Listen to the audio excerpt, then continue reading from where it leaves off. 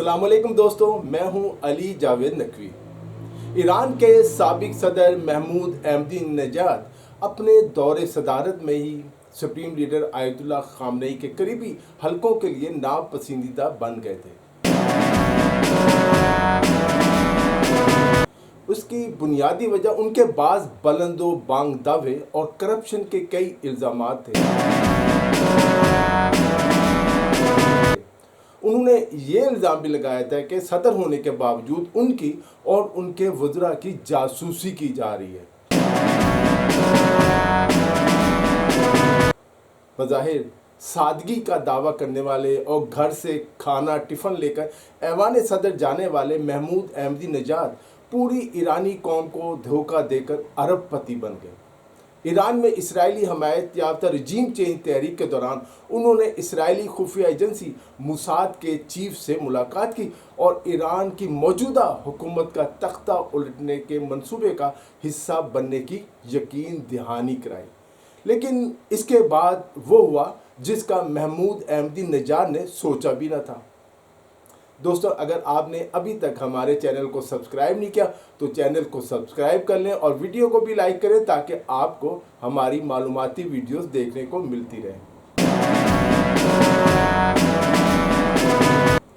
امریکی اخبار new York Times اور اسرائیلی اخبار ہارٹس نے اپنی تحقیقاتی رپورٹوں میں محمود احمدی نژاد کو اسرائیلی خفیہ ایجنسی موساد کا ایجنٹ قرار دیا ہے، یا کم از کم ان کے اسرائیل سے رابطے ضرور تھے، خاص کر موساد سے۔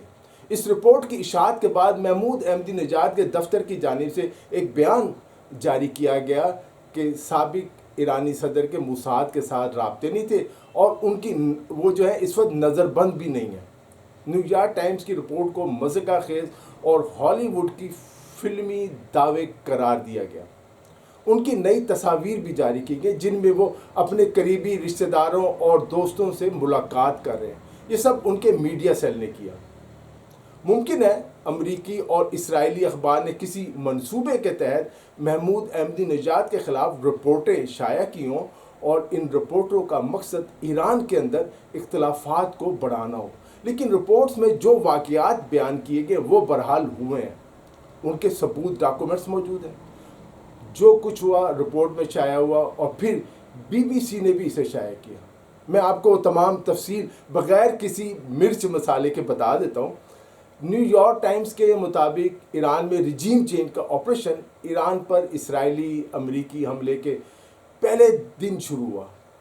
اس روز اسرائیل نے محمود احمدی نژاد کی رہائش گاہ کو نشانہ بنایا۔ اس حملے میں ان کے محافظوں اور ان کی بلٹ پروف گاڑی کو نقصان پہنچا۔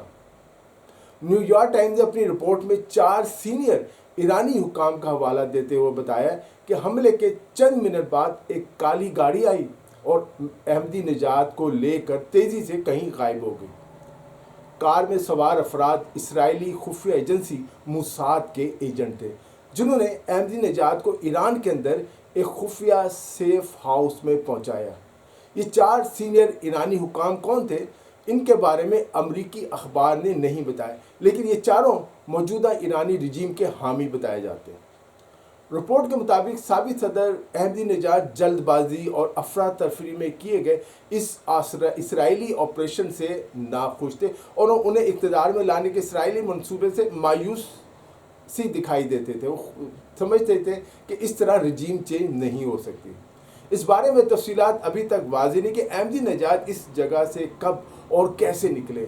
تاہم اس دن سے لے کر تہران میں ایران کے سابق رہبر اعلیٰ آیت اللہ علی خامنئی شہید کے جنازے کے دن تک سابق صدر عوام کے سامنے نہیں آئے۔ امریکی اخبار کا دعویٰ تھا کہ احمدی نژاد اس وقت پاسداران انقلاب کی انٹیلیجنس کی حراست میں ہے اور ایران کو اسرائیل کے ساتھ ان کے رابطوں کے متعلق علم ہونے کے بعد انہیں گھر میں نظر بند کر دیا گیا ہے۔ لیکن احمدی نژاد نے اس کی تردید کی ہے۔ محمود احمدی نژاد سے متعلق خبروں کا جو احاطہ کرنے والی خبر رساں ایک ادارہ ہے دولت بہار، اس کے مطابق آج احمدی نژاد نے یعنی اسی دن جب یہ خبر شائع ہوئی اسمبلی کے اقتصادی کمیشن کے حالیہ اجلاس میں شرکت کی جو معاشی صورتحال پر قابو پانے کے لیے تجاویز کا جائزہ لینے کے لیے ہوا تھا۔ یعنی جو امریکی پابندیاں لگائی ہیں اس کا جو معاشی اثرات ہیں اس کا جائزہ لینے کے لیے اجلاس تھا۔ انہوں نے اپنے دوستوں اور ساتھیوں کے ایک گروپ سے بھی ملاقات کی۔ رپورٹ کے مطابق اس ملاقات میں موجودہ ایرانی حالات اس کے متعلق تبادلہ خیال ہوا۔ خبر میں کہا گیا کہ اس اجلاس کا آغاز امریکہ اور اسرائیل کے حملوں میں مارے گئے ڈاکٹر احمدی نژاد کے محافظوں کو یاد کر کے کیا گیا۔ احمدی نژاد نے ان کی تعریف کی، وفاداری کی تعریف کی۔ نیو یارک ٹائمز کی رپورٹ میں کہا گیا کہ 2024 میں بوداپیسٹ کی ایک یونیورسٹی کے صدر کو ہنگری حکومت کے ایک عہدیدار کی جانب سے ایک غیر معمولی درخواست موصول ہوئی۔ یہیں سے ساری بات پتہ چل گئی۔ ہنگری کے اس وقت کے صدر تھے وکٹر اوربان کی حکومت کے سینئر عہدیدار کے اسرائیلی حکومت کے ساتھ قریبی تعلقات تھے۔ انہوں نے یونیورسٹی آف پبلک سروس کے صدر گیرگلی ڈیلی سے کہا کہ وہ ایران کے سابق صدر محمود احمدی نژاد کو موسمیاتی تبدیلی کے موضوع پر ہونے والی ایک کانفرنس میں شرکت کی دعوت دیں۔ انہیں بتایا گیا کہ یہ کانفرنس دراصل اسرائیل اور اس کے دیرینہ دشمن ایران کے درمیان خفیہ مذاکرات کے لیے ایک پردہ ہے۔ پروفیسر گیرگلی ڈیلی نے نیو یارک ٹائمز کو بتایا کہ اگرچہ انہیں معلوم تھا کہ اس دعوت سے ان کی اور یونیورسٹی کی ساکھ متاثر ہو سکتی ہے، لیکن وہ سمجھتے تھے کہ شاید وہ انسانیت کو بچانے کی کوشش میں کوئی اہم کردار ادا کر سکیں، اور وہ چاہتے تھے کہ ایران اور اسرائیل کا رابطہ ہو جائے۔ نیو یارک ٹائمز نے اس آپریشن سے واقف 2 ایرانی اور امریکی عہدیداروں کا حوالہ دیتے ہوئے لکھا کہ 2024 اور 2025 میں محمود احمدی نژاد کے بوداپیسٹ کے 2 دورے در حقیقت اس اسرائیلی منصوبے کا حصہ تھے، جس کا مقصد انہیں ایک ایسے سیاسی مہرے کے طور پر تیار کرنا تھا جو مناسب وقت آنے پر ایران کی قیادت سنبھال سکے۔ ایک سابق امریکی عہدیدار کے مطابق اس منصوبے کی اہمیت کا اندازہ اس بات سے لگایا جا سکتا ہے کہ 2024 میں اس وقت کے موساد کے سربراہ ڈیوڈ برنی خود محمود احمدی نژاد سے ملاقات کے لیے ہنگری کے دارالحکومت گئے تھے۔ اسی ملاقات کے فوراً بعد موساد نے CIA کو بتایا کہ انہوں نے محمود احمدی نژاد کے ساتھ رابطہ کر لیا ہے اور وہ کام کرنے کے لیے تیار ہیں۔ اسرائیلی اخبار ہارٹس نے بھی ایک رپورٹ میں دعویٰ کیا کہ احمدی نژاد کے ساتھ رابطوں میں اضافے جو بڑھ گئے رابطے ان کے، تو ڈیوڈ برنی نے خود یعنی جو موساد کا سربراہ تھا اس آپریشن کی نگرانی سنبھال لی۔ ہارٹس کی رپورٹ نیو یارک ٹائمز کی خبر سے کافی ملتی جلتی ہے۔ برا اسرائیلی اخبار سے گفتگو کرنے والے امریکی ذرائع کا کہنا ہے کہ واشنگٹن محمود احمدی نژاد کے ساتھ ان رابطوں سے آگاہ تھا۔ ایک ذریعہ کے مطابق CIA کے سربراہ نے اس منصوبے پر موساد کے ساتھ تعاون بڑھانے کی منظوری دے دی تھی۔ امریکی صدر ڈونلڈ ٹرمپ نے بھی جو موساد کے چیف تھے ان سے اس حوالے سے کئی بار بات چیت کی تھی۔ صدر ٹرمپ تمام تر صورتحال سے آگاہ رہنا چاہتے تھے اور ان کا خیال تھا کہ باہر سے کسی قیادت کو لانے کی بجائے ایران کے اندر سے ہی کسی کو رجیم چینج کا لیڈر بنایا جائے۔ یہ واضح نہیں کہ اسرائیلی انٹیلیجنس اہلکاروں اور سابق ایرانی صدر کے درمیان رابطے کب قائم ہوئے، تاہم اتنا ضرور ہے کہ جب 2023 میں احمدی نژاد ماحولیاتی مسائل سے متعلق کانفرنس میں شرکت کے لیے گواٹے مالا گئے تو اس وقت بھی ان کا اسرائیلی اہلکاروں سے رابطہ تھا۔ 2023 میں احمدی نژاد کو اس دورے کی دعوت گواٹے مالا کی حکومت نے دی تھی۔ گواٹے مالا کا دیگر لاطینی امریکہ ممالک کے مقابلے میں اس کا اسرائیل کے ساتھ زیادہ قریبی سفارتی تعلقات جو ہے وہ قائم ہیں، جبکہ ایران کے ساتھ اس کے تعلقات بہت محدود ہیں۔ ابتدائی طور پر ایرانی حکام کی مخالفت کے باعث یہ دورہ تقریباً منسوخ ہو گیا تھا احمدی نژاد کا، لیکن احمدی نژاد وہاں جانے کے لیے بہت بے چین تھے۔ انہیں شاید سارا علم تھا کیا ہو رہا ہے۔ سابق صدر کو کئی گھنٹوں تک ہوائی اڈے پر تہران کے ہوائی اڈے پر انتظار کے بعد بڑی مشکل سے جانے کی اجازت دی گئی۔ تقریباً 1 سال بعد وہ پہلی بار ہنگری گئے، جہاں انہوں نے یونیورسٹی اور لوڈویکا میں ایک کانفرنس میں شرکت کی۔ یہ وہی یونیورسٹی ہے جس سے اپریل 2025 میں اسرائیلی وزیر اعظم بنیامین نیتن یاہو نے بھی خطاب کیا اور انہیں پبلک سروس ایوارڈ دیا گیا تھا۔ یعنی وہ یونیورسٹی کے اسرائیلی خفیہ اداروں سے رابطے موجود تھے پہلے سے۔ اسرائیل کے ایران پر حملے اور 12 روزہ جنگ کے آغاز سے پہلے وہ دوبارہ ہنگری گئے محمود ابن نژاد۔ اب یہ کیا مقصد تھا؟ کہتے ہیں اس دورے کا مقصد اسرائیلی انٹیلیجنس اہلکاروں سے ملاقات تھا۔ نیو یارک ٹائمز کی خبر میں دعویٰ کیا گیا کہ احمدی نژاد کی حفاظت پر مامور جو پاسداران انقلاب کے حفاظتی یونٹ انصار المہدی سے تعلق رکھنے والے محافظوں نے اپنی رپورٹس میں کہا کہ اس دورے کے دوران وہ کم از کم 2 مواقع پر اپنے محافظوں کو چکر دے کر غائب ہو گئے تھے۔ اب نوٹ کرنے والی بات یہ کہ یہی محافظ اسرائیلی حملے میں مارے گئے۔ جب محافظوں نے ان سے بڑا سوال کیا کہ کہاں گئے تھے تو انہوں نے کہا کہ وہ یونیورسٹی کے پروفیسروں سے ملاقات کر رہے تھے، اس لیے انہوں نے نہیں بتایا اپنے محافظوں کو۔ احمدی نژاد نے اس کانفرنس میں روایت کے برخلاف اپنی تقریر انگریزی زبان میں کی، جس میں انہوں نے مشترکہ انسانیت اور عالمی نظام میں تبدیلی کے موضوعات پر بات کی۔ ان کی تقریر میں قرآنی آیات کا حوالہ بالکل بھی نہیں تھا۔ اب سوال یہ پیدا ہوتا ہے کہ آخر کیا وجہ ہے کہ اسرائیل کے خلاف بیانات دینے والے، دعوے کرنے والے احمدی نژاد اسرائیل کے ہی ایجنٹ بن گئے، اور اسرائیل نے ان سے رابطہ کرنے کا فیصلہ کیوں کیا؟ اس سوال کا جواب جو ہے اخبار اپنی رپورٹ میں کچھ اس طرح دیتا ہے کہ اسرائیل کی توجہ احمدی نژاد کی جانب اس وقت ہوئی جب انہوں نے اپنے صدارتی دور میں سخت گیر اسرائیل مخالف موقف سے فاصلہ اختیار کرنا شروع کیا۔ انہوں نے اپنے مخصوص کلر کے، کریم کلر کے اور سرمے رنگ کی جو جیکٹس ان کی ہوتی تھی انقلابی، وہ ترک کر دی، اور عوامی تقریبات میں وہ سوٹ بوٹ میں پہنے نظر آنے لگے۔ ان کے نظریات اور خیالات بھی اچانک بدلنا شروع ہو گئے۔ یہ سب کیسے ہوا؟ یہ بھی ایک راز ہے۔ محمود احمدی نژاد دوبارہ صدر بننا چاہتے ہیں، یہ تو حقیقت ہے، لیکن کئی صدارتی انتخابات میں نااہل قرار دیے جا چکے اور ایرانی حکومت سے مایوس ہے۔ سابق سپریم لیڈر آیت اللہ خامنئی شہید نے بھی انہیں اجازت نہ دی الیکشن لڑنے کی، انہیں نااہل قرار دیا۔ محمود احمدی نژاد کا خیال تھا کہ جب تک موجودہ نظام برقرار ہے وہ دوبارہ اقتدار میں نہیں آ سکتے۔ ان کی یہی سوچ یا اقتدار کی ہوس انہیں اقتدار حاصل کرنے کے دوسرے راستے تلاش کرنے کی جانب لے گئے۔ عبدالرضا داوری احمدی نژاد کے سابق بہت قریبی دوست اور ساتھی ہیں اور ان کے سینئر مشیر تھے، لیکن بعد میں ان کے تعلقات خراب ہو گئے۔ عبدالرضا داوری نے بتایا کہ احمدی نژاد یہ سب پیسے کے لیے نہیں کر رہے، ان کے پاس پیسہ تو بہت ہے، ان کا ایک وسیع معاشی نیٹ ورک ہے، وہ یہ اقتدار کے لیے کر رہے ہیں، صدر اور اختیارات حاصل کرتے ہیں، وہ اقتدار کے اعلیٰ ترین مقام تک پہنچنا چاہتے ہیں۔ احمدی نژاد کے پاس آخر اتنا پیسہ کہاں سے آیا؟ یہ بھی ایک راز ہے، اور ایرانی تو کہتے ہیں کرپشن کی ہے انہوں نے ساری۔ احمدی نژاد اپنے قریبی دوستوں کو کہہ چکے ہیں کہ وہ مستقبل میں ایران کے رہبر اعلیٰ بنیں گے۔ ایک سورس نے نیو یارک ٹائمز کو بتایا کہ احمدی نژاد کو خدشہ تھا کہ اگر جنگ اور اس کے نتیجے میں حکومت تبدیلی کی صورتحال پیدا ہوئی تو حکومت امریکہ اور اسرائیل ایران سے باہر موجودہ اب جو اپوزیشن میں سے کسی شخص کا انتخاب کر سکتے ہیں، اور وہ سابق شاہ ایران کے بیٹے ہیں۔ ان کے بقول احمدی نژاد سوویت یونین کے خاتمے کے بعد اقتدار میں آنے والے سابق روسی صدر بورس یلسن جیسا کردار ادا کرنا چاہتے ہیں۔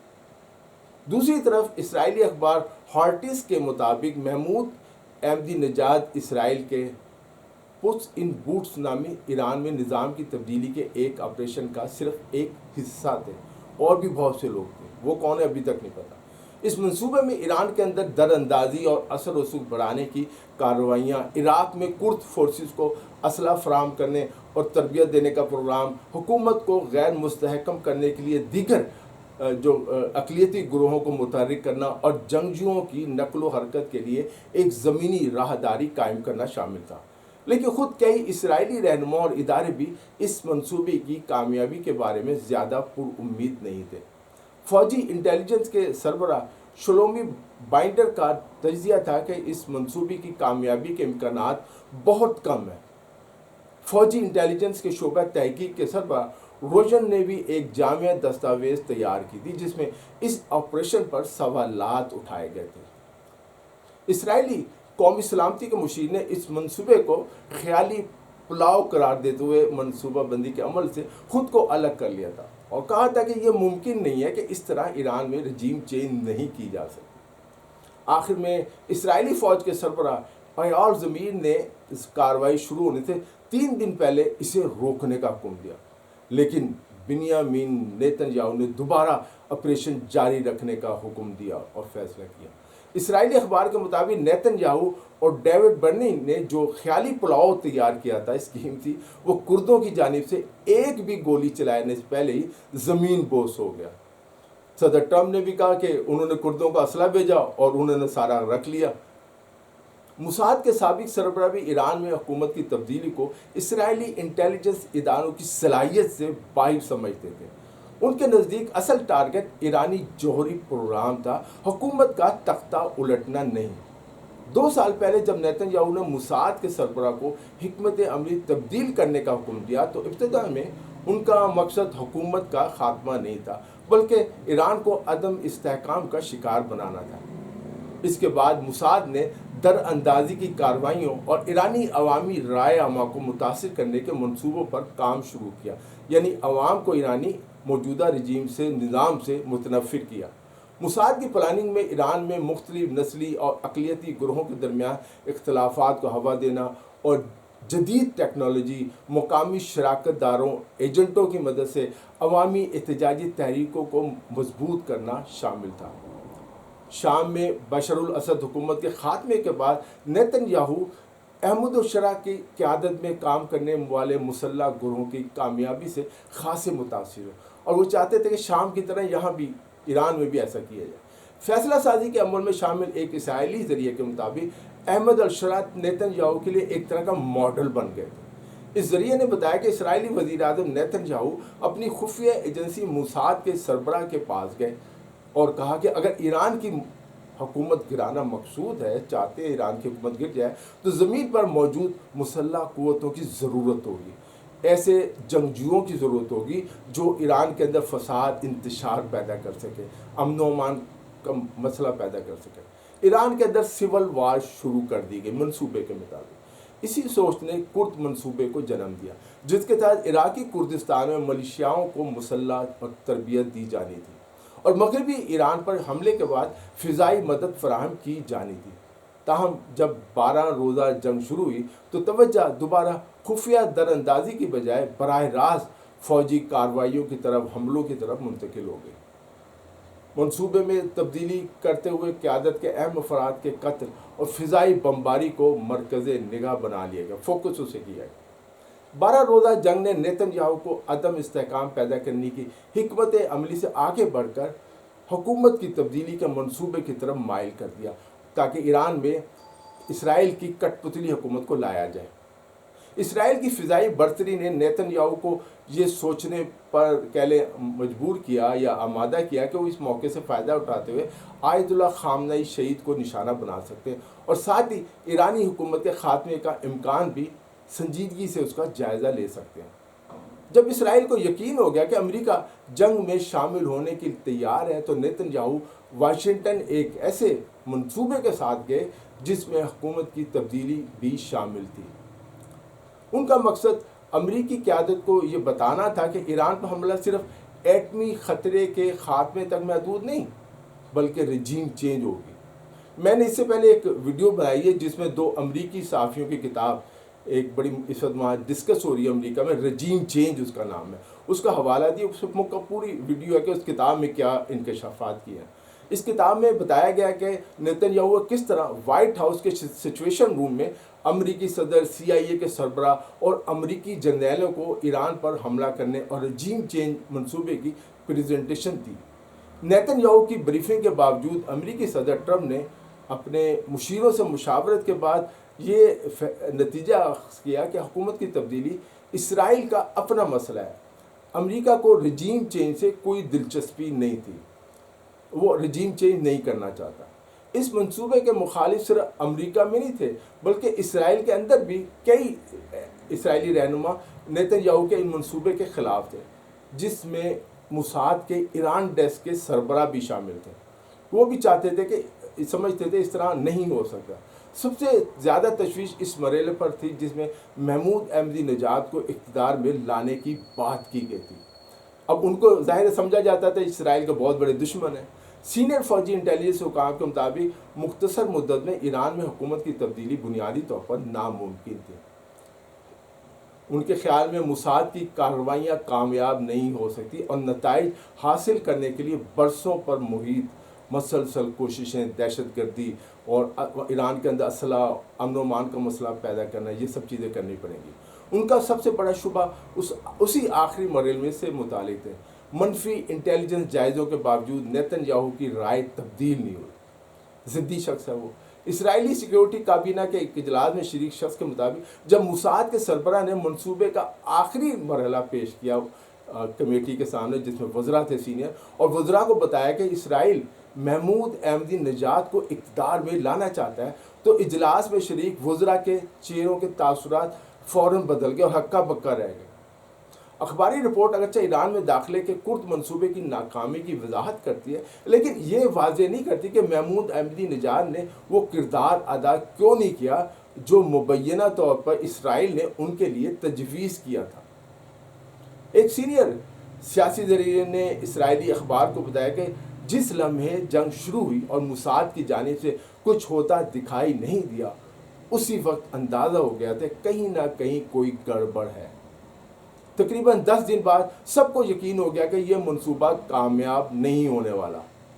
फिर अचानक वो लोग भी राब्ता मुनक़ता करने लगे जिनसे मुसाद ने राब्ता कायम किया था और अपना नेटवर्क बनाया था। और मैं ये समझता हूँ ये ईरान के अंदर ईरानी इदारों की बहुत बड़ी कामयाबी थी।